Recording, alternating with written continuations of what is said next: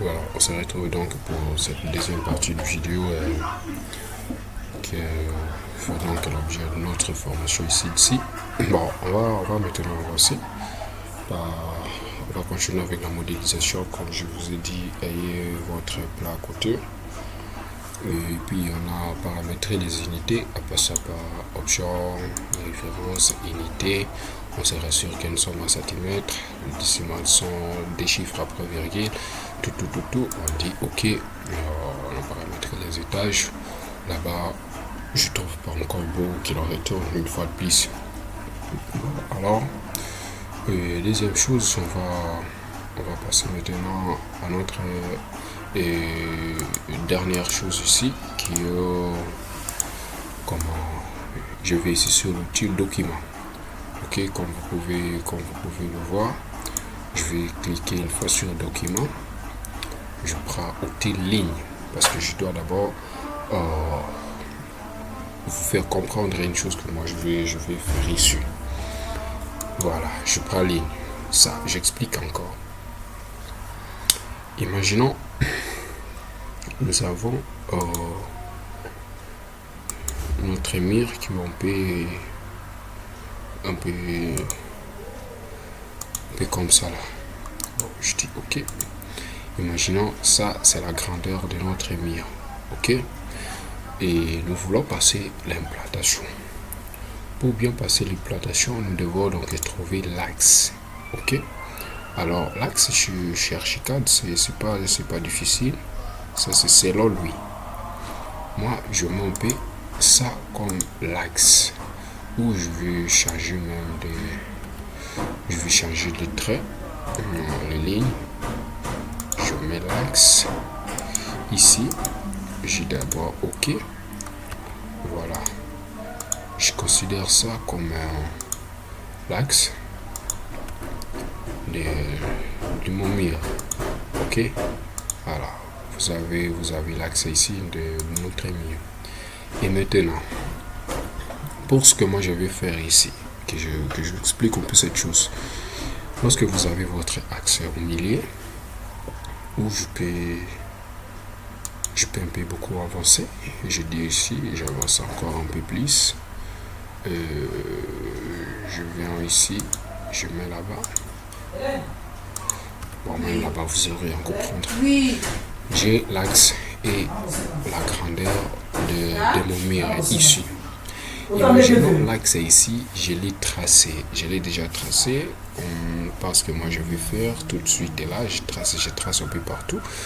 Pour placer maintenant les murs, on va donc se fixer sur notre axe à diviser notre mur en deux, afin que nous ayons une égalité parfaite. Ok. Autrement dit, je peux vous montrer ceci pour bien comprendre ce que je vais expliquer là-bas. Je prends un peu ma ligne d'axe. Ok, la ligne d'axe de mon axe, c'est ça. Je passe par ici. Je passe encore là-bas et je monte encore de l'autre côté. Voilà. Comme vous pouvez voir, j'ai déjà tracé. Et maintenant, imaginons que j'ai déjà divisé le mur en deux parties. Donc l'intérieur doit faire une dimension, soit une mesure exacte. Par exemple 3 mètres et peut-être 50. Et d'ailleurs, je pouvais vous montrer ça dans le bref délai. Regarde, par exemple, je descends un peu comme ça. Alors, la distance est d'ici. Je voudrais que ça me donne 500 mètres à l'intérieur. 5 mètres à l'intérieur juste. Et j'ai un mur qui a au moins 20 cm en fait. Donc, je vais dire 520. Je tape au clavier, je dis OK. Et je monte. Voilà. Comme ça, vous saurez comprendre. Vous voyez un peu ça. Je veux que l'intérieur ici, l'intérieur ici soit au moins 5 mètres. Donc, c'est 500 cm. L'intérieur, justement. Alors, si je prends un peu cette outil pour voir la dimension toute à la partie d'ici, jusqu'ici, pouvez bien voir à côté. À mon côté, on a écrit distance, c'est 550. Ok? Alors, je voudrais que l'intérieur soit 500.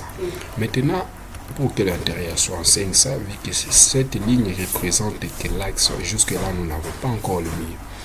Je vais donc passer par le mur. Je programme d'abord les murs, tout ça, on va voir, ne vous inquiétez pas. Je donne 20. Voilà. Je dis OK. Donc, je commence à tracer le mur. Peut-être à partir d'ici. Je prends l'axe. OK. Tout ça, vous allez voir, ne vous inquiétez pas. Je suis là pour vous. OK. Je dis également OK. Vous voyez, on a maintenant notre mur qui est là, avec l'axe au milieu. Alors, si nous voulons pour beaucoup de précision, voir si en réalité ça nous donne maintenant les 500, on peut juste voir le coin d'ici. Voilà, et les coins d'ici, vous pouvez bien voir, à mes côtés à gauche là-bas, on vous dit que 500. OK? Ou bien, si on peut juste prendre un peu l'outil de cotation en côte, ici, voilà, pour bien voir ça. Voilà, vous pouvez bien voir, c'est 500. Alors, si je prenais à partir d'axe, oui, un axe, et je demande encore une deuxième ligne de cotation, et vous pouvez voir, j'aurai 520. Et si je prends maintenant les deux extrémités de mon mur, j'aurai encore une dimension P de 540. OK? Je ne sais pas si vous avez compris. Donc, ce que moi je vais faire avec cette petite formation, la ligne que je vais tracer, ça va être une ligne d'axe. OK? Que l'on va tracer en imaginant que l'on viendra placer notre mur au milieu, en fait d'avoir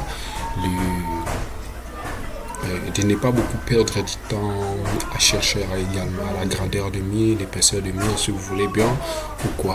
Donc, je vais juste tracer la ligne d'axe partout que je vais faire, et puis on va passer la modélisation comme je viens de vous le montrer tout de suite ici. Alors, si cette étape va vous compliquer, n'hésitez pas quand même à nous dire, et puis on va passer par la méthode un peu beaucoup plus détaillée. OK? Voilà, donc on va tout effacer, et puis on commence. Bon, on imagine que vous avez déjà votre plat à côté de vous, et puis on va maintenant commencer. Voilà. Donc je vais d'abord fermer la barre, encore rien parler. Je suis toujours sur outil ligne. Alors quand je clique une fois sur l'outil ligne, vous pouvez bien voir, il y a tous les paramètres des lignes qui s'affichent là-bas en haut. Et moi, ce n'est pas ce qui fera donc l'objet de ce que je parle. Je vais juste changer les types de lignes ici. Je ne voudrais pas que cela soit des tirets. Pour ceux qui connaissent le cours de ces techniques, bien ça, on les appelle des traits interrompus. Alors, je ne voudrais pas que ce soit des traits interrompus, mais qu'une ligne continue. Donc, je prends cette ligne continue, et puis je vais commencer la modélisation. Alors, même avec le logiciel, lui, automatiquement, il connaît que la ligne continue. Quand vous cliquez, vous trouverez chevalet continue ici. Ça ne change rien. Okay. Excusez. Alors, une fois que vous avez déjà cliqué sur votre ligne, pour être sûr et certain que tu es sur votre ligne, comme vous pouvez voir ici, les sous-options d'ici ne sont pas en crise, je peux dire, parce que tout c'est encore un peu blanc, comme vous pouvez voir. Mais une fois que je clique sur ligne, la première des choses, les paramètres s'affichent là en haut, et puis vous pouvez voir les diverses options qui s'affichent là-bas de la ligne quand même. Et comme vous pouvez le constater, à mes côtés également, il y a l'option ligne ici, c'est un peu archisé quand même, hein, comme vous pouvez voir. Voilà. Donc on commence. Et autre symbole qui vous montre que vous avez déjà sélectionné une chose. Je ne sais pas si vous voyez bien le curseur. Vous voyez le curseur pour les stars, ça a la forme de croix. Ok? Mais si je fais échappe pour annuler tout, une fois, si on clique sur échappe, parce que si je suis là, je dis échappe, vous voyez que le curseur a changé. C'est maintenant une flèche. Mais quand si je clique sur ligne, si je reviens au milieu, le curseur est maintenant le point croix. Ça vous montre que tu as cliqué sur une option quelconque. Voilà. Donc, moi, je commence déjà la modélisation de mon plat parce que j'ai le plat de côté ici. Voilà, je commence un peu ici. Je vais ici. Je clique une fois avec le souris pour prendre d'abord le point de départ. Je clique une fois. Je vais maintenant orienter à mon logiciel d'où je vais aller. Ok, si je vais descendre, aller à gauche, droite, faire une